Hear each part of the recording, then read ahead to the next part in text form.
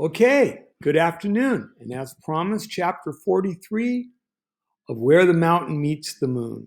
As you remember, here's Minli, and she finally reaches the never ending mountain and sees the old man of the moon. I think that's him. Chapter 43. Minli took one step into the walled courtyard and then stopped. Countless red threads covered the ground like intricate lace. Interwoven in the red strings were thousands and thousands of small clay figures, each one no larger than her finger. Like a spider, in the exact center sat the old man of the moon. He sat cross-legged with the giant book on his lap. His head was bowed over two clay figures in his hand so that the most that Millie saw of them was at the top of his head. But she could see his delicate, wrinkled hands skillfully trying or tying the figures in his lap together with a red thread.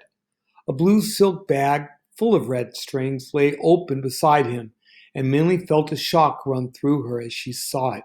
She had seen that bag before. Deep blue silk, silver embroidery. It was the bag the Buffalo Boy's friend had been carrying that starry night. She's the goddess of weaving, Minley realized. She spins the red thread for the old man of the moon. I knew there was something different about her. No wonder she knew how to find the king. The old man reached beside him for his walking stick, a bent, twisted wood stick, and tapped it on the ground. Silently, the clay figures floated from his hand, drifted in the air, then settled to the ground at opposite ends of the courtyard.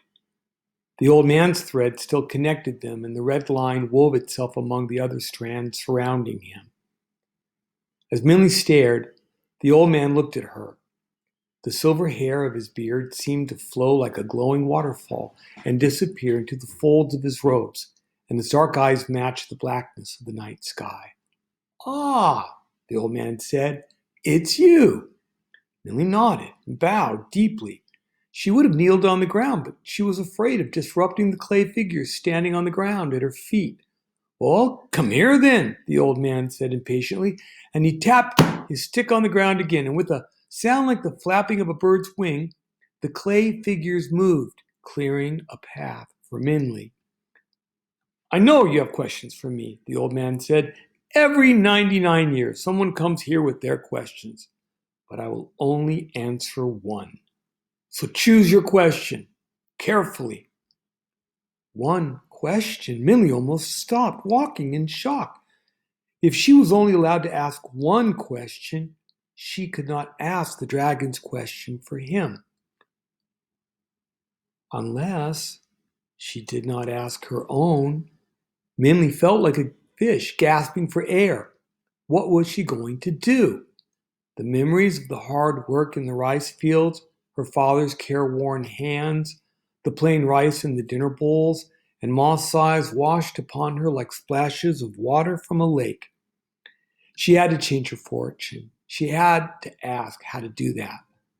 But when Minley thought about Dragon, waiting for her patiently, it was as if she had been struck. And like seeds falling from Wu King's tree, images of the dragon rained upon her. Their laughter as they passed the monkeys, his awkward struggles walking in the woods, his echoing roar as he flung the green tiger into the air, the kind hand he had put on her shoulder when she cried, and the hopeful look in his eyes as she left. "Dragon is my friend," Minley said to herself. "What should I do?"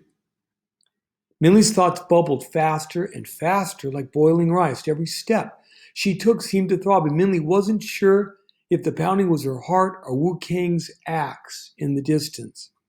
As she passed the clay statues, she thought she could see figures of the goldfish man, the buffalo boy, the king, and Da'afu silently watching her.